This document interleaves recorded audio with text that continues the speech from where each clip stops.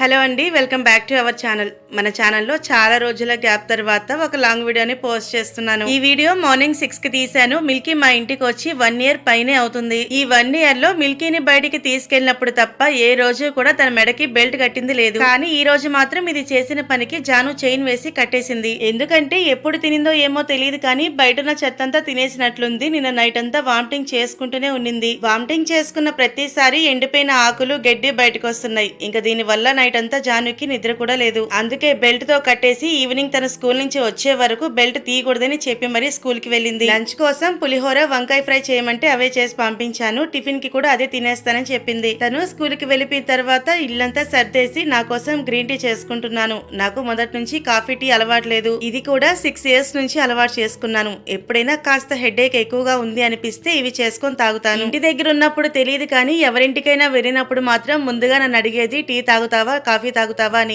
నాకు అలవాటు లేదంటే మాత్రం నవ్వుతారు. ఒక్కోసారి కొంతమందిని చూస్తే నాకు అనిపిస్తుంటుంది వీటికి నేను అలవాటు పడకపోవడమే మంచిదైందని. రోజుకి 2-3 సార్లు టీ తాగే వాళ్ళు ఉంటారు కదా, వాళ్ళు ఒక్క పూట తాగకపోయినా కూడా లేని తలనొప్పి వచ్చేస్తుంది.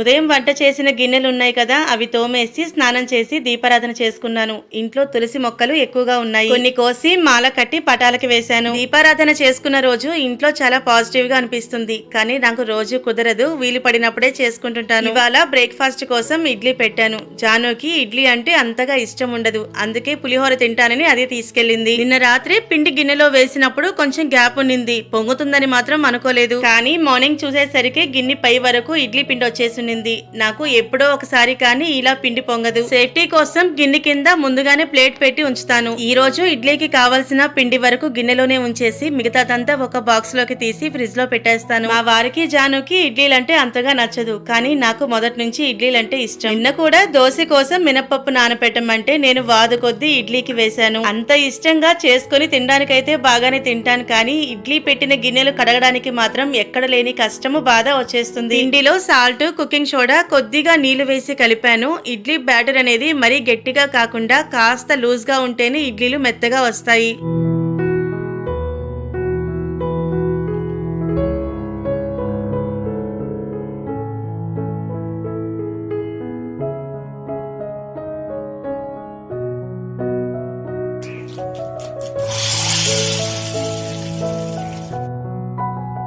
ఇడ్లీలోకి పల్లీల చట్నీ చేశాను. ఈ చట్నీలో కూడా పల్లీలు మాత్రమే వేశానండి, సాయిపప్పు వేయలేదు. వేరుశనగ పప్పు, పచ్చిమిర్చి, కొద్దిగా ఉప్పు, చింతపండు, పచ్చి కొబ్బరి, వీటితో పాటు కొంచెం అల్లం వేశామంటే చట్నీ చాలా బాగుంటుంది. మిగిలిపోయిన ఇడ్లీలతో ఉప్మా చేస్తారు కదా, జాను ఈవినింగ్ స్కూల్ నుంచి వచ్చేసరికి ఉప్మా చేద్దామని ఇడ్లీలు కాస్త ఎక్కువగానే పెట్టాను. టిఫిన్ తినేసి ఉతకాల్సిన బట్టలు చాలానే ఉన్నాయి, అవన్నీ మిషన్ లో వేశాను.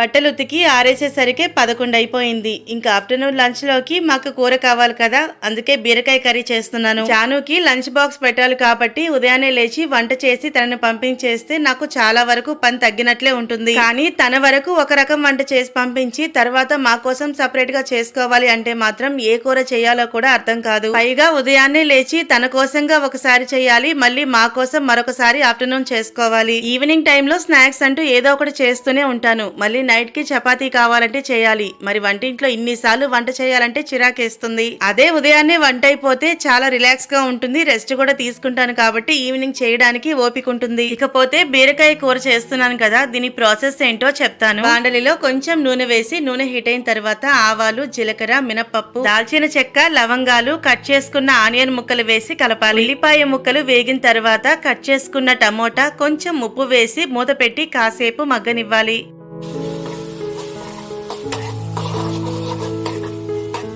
టమోటాలు మెత్తబడిన తర్వాత కట్ చేసుకున్న బీరకాయ ముక్కలు వేసుకోండి. బీరకాయ వేసే ముందే అది చేదుగా ఉందా లేదా ఒకసారి చెక్ చేసుకోండి. ఇంతకు ముందు కూడా ఒకసారి కాయ చేదుంటుందన్న విషయం నాకు తెలియక బీరకాయ పప్పు చేశాను. చేసిందంతా వేస్ట్ అయిపోయింది. అందుకే బీరకాయ, దోసకాయ ఇలాంటివి మనం కట్ చేసుకునేటప్పుడే ఒకసారి టేస్ట్ చూసి అప్పుడు కూరలో వేస్తే మంచిది. నేను వేసిన బీరకాయ లేతగా ఉండడం వల్ల త్వరగానే సాఫ్ట్ అయింది. బీరకాయ మెత్తబడిన తర్వాత పసుపు, కారం వేసి కలపాలి. బీరకాయ కూర చేసేటప్పుడు చాలా మంది అల్లం వెల్లుల్లి పేస్ట్ వేసి చేస్తుంటారు. అది కూడా బాగానే ఉంటుంది. కాకపోతే ఇక్కడ నేను పాలు పోసి చేస్తున్నాను కాబట్టి అల్లం వెల్లుల్లి పేస్ట్ వేయడం లేదు. పాలు కూడా కాచి చల్లార్చిన పాలు మాత్రమే పోయాలి, లేదంటే పాలు విరిగిపోతాయి. కూర కొంచెం ఉడికిన తర్వాత 1 గంట ముందే నానబెట్టుకుని ఉడకబెట్టిన పచ్చెనగపప్పు, ధనియాల పొడి వేసి కలుపుకోవాలి. ధనియాల పొడి కూడా నేను ఇంట్లోనే చేసుకుందండి. ధనియాలు, బియ్యము, దాల్చిన చెక్క, లవంగాలు, తెల్లగడ్డ వేయించి మిక్సీకి వేశాను. చివరిగా గరం మసాలా, కసూరి మెతి వేసుకున్నామంటే కర్రీ రెడీ అయిపోతుంది. ఇవాల్టి వీడియో మాత్రం ఇంతేనండి. అలాగే అందరికీ ఒక చిన్న రిక్వెస్ట్, మొదటిసారి ఎవరైనా మన వీడియో చూస్తుంటే మన ఛానల్ ని సబ్స్క్రైబ్ చేసుకోండి. పక్కనే ఉన్న బెల్ ఐకాన్ ని క్లిక్ చేశారు అంటే నేను ఎప్పుడు వీడియో అప్లోడ్ చేసినా నోటిఫికేషన్ వెంటనే మీ మొబైల్ కి వచ్చేస్తుంది.